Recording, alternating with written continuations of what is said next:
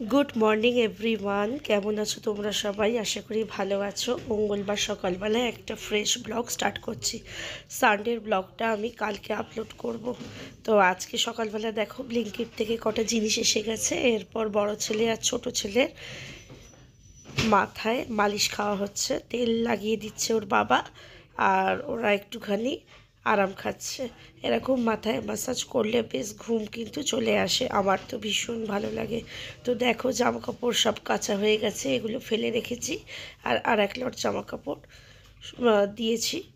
আর বাথরুমে সব সময় আমি ওই ওয়াশিং মেশিনের এই যে পাইপটা দেখছো ওটা আটকেই রাখি।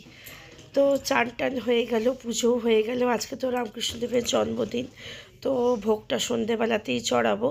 তো সকালবেলা দেখো পুজো টুজো করে এসে দেখছি মায়ের অলমোস্ট রান্না কমপ্লিট। এখানে দু রকমের যে পোস্ত দেখলে, সাদা রঙের পোস্তটা হলো শিবায়ের। তো চলো খেয়ে নিই। হ্যালো এভরিওয়ান, কেমন আছো তোমরা সবাই? আশা করি ভালো আছো। আমিও খুব ভালো আছি, খুব ভালো আছি। মানে গলাটা যে একটু ধরে আছে, জ্বালা যন্ত্রণাগুলো কমে গেছে, ওইগুলো আর নেই। তো আজকে তো রামকৃষ্ণদেবের জন্মদিন, তো আমি সন্ধ্যাবেলাতেই প্রসাদ চড়াই। সকালবেলা আমি চড়াই না, কারণ আমি সারাদিন উপোস করে থাকতেও পারি না প্রথমত, আর দ্বিতীয়ত ঠাকুর দেবতার তো কোনো নিয়ম নেই যে না খেয়েই পুজো করবে। না, পুজোটা না খেয়ে করি। আর মনে করো ভোগ, লক্ষ্মী পুজোর ভোগ বলো, সারাদিন শরবত খেয়ে একটু মিষ্টি জল খেয়ে আমি ভোগ চড়াই। কিন্তু রামকৃষ্ণদেবের বা কোনো গুরুদেবের কোনো তো বারণ নেই যে তোমরা খেয়েও নাকি কিছু।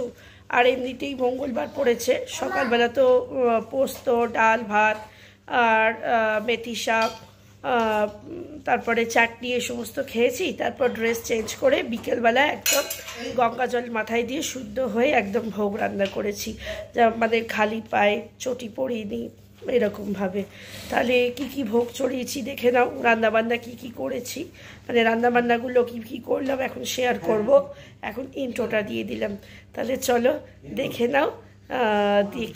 তারপরে আমি এই ভিডিওটা আপলোড করে দেবো। শরীরটা খুব একটা যে ভালো আছে সেটাও বলবো না, আবার এনার্জি যে নেই সেটাও বলবো না। ঠাকুরের ভোগ বানানোর জন্য একটা আলাদা এনার্জি এসেই যায়। আমার এখন মেন প্রবলেম যেটা হয়েছে কানে, মানে সমস্ত রকম যে গলার যে প্রবলেমটা, এই গলাটা ধরে আছে বলেই কিন্তু কানে প্রবলেমটা হচ্ছে। মনে হচ্ছে কানে একটা পাতলা কোনো লেয়ার পড়ে আছে, ওই লেয়ারটা সরে গেলেই সব আরাম পেয়ে যাব। তো এখানে দেখো আমি ঘি দিয়ে সুজিটা ভেজে নিচ্ছি।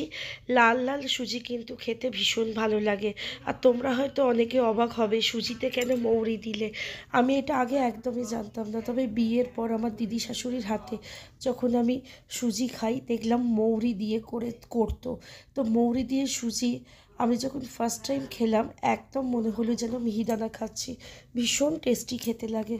তো একদিকে দেখো আমার সুজিটাও রেডি হয়ে গেছে, আর ময়দাও মেখে নিয়েছি। ঠাকুরকে চড়াবো ময়দার লুচি, তাই ঠাকুরদের লুচি দিয়ে দেওয়ার পর বাড়ির লোকেদের জন্য বানাবো আটার লুচি। তো চলো, যেহেতু এখন ভোগ বানাচ্ছি সেই কারণে ভোগের জিনিসগুলোই শেয়ার করছি।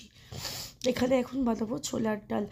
ঘিয়ের ওপর জিরে ফোড়ন দিয়ে দিলাম, হিংটা আমি অবশ্য একটু লাস্টেই দিই, আর সঙ্গে দিয়ে দিলাম আদা। এরপর আর কিছুই না। যারা নারকোল খাবে একটু নারকোল কুচোও দিতে পারো, আমার যদিও নারকোল ছিল না তাই দিইনি। আর ছোলার ডালটা ঢেলে দেবো, নুন মিষ্টি দেবো একটুখানি, জিরে গুঁড়ো দিই না, ধনে গুঁড়ো দেবো, হলুদ দেবো, ব্যাস। আর এখানে দেখো ভান্ডারার একটা ম্যাশ করা সবজি বানিয়েছি। কি কর সব রেডি? কুমড়ো ভাজবো, বেগুন ভাজবো, বাস রেডি হয়ে যাবে। লুচিটা ভাজলেই তখন হয়ে যাবে।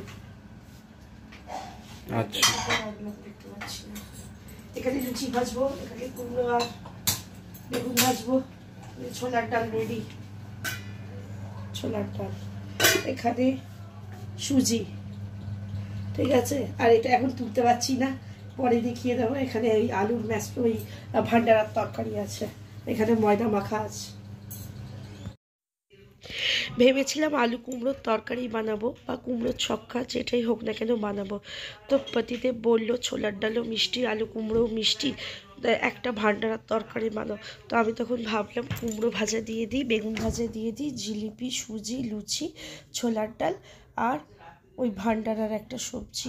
তাহলে চলো ঠাকুরকে নিবেদন করে দিই। যেহেতু আমি বড় এই মূর্তিটা আমরা বাঁধিয়েছি, তো এটা অন্য সময় দেয়ালে টাঙানোই থাকে। তো আজকে টুলের ওপর নামিয়ে একটা কাপড় পেতেছি আর ফুল দিয়ে মানে যথাসাধ্য যেরকম পেরেছি সাজিয়েছি। তো এক সাইডে যেহেতু আমি ভোগটা চড়িয়েছি, আর এক সাইডে ঠাকুর কি উপোস থাকবেন, ওনারাও তো খাবেন, তো ওনাদেরকেও দিয়ে দিয়েছি। তাহলে চলো ওনারা খাবার খান আর আমরা বাইরে অপেক্ষা করি। যদি ভিডিওটা কোথাও একটু ভালো লেগে গিয়ে থাকে, প্লিজ লাইক কমেন্ট শেয়ার করতে ভুলো না। আর আমার চ্যানেলটাকে সাবস্ক্রাইব করো আর শেয়ার করো।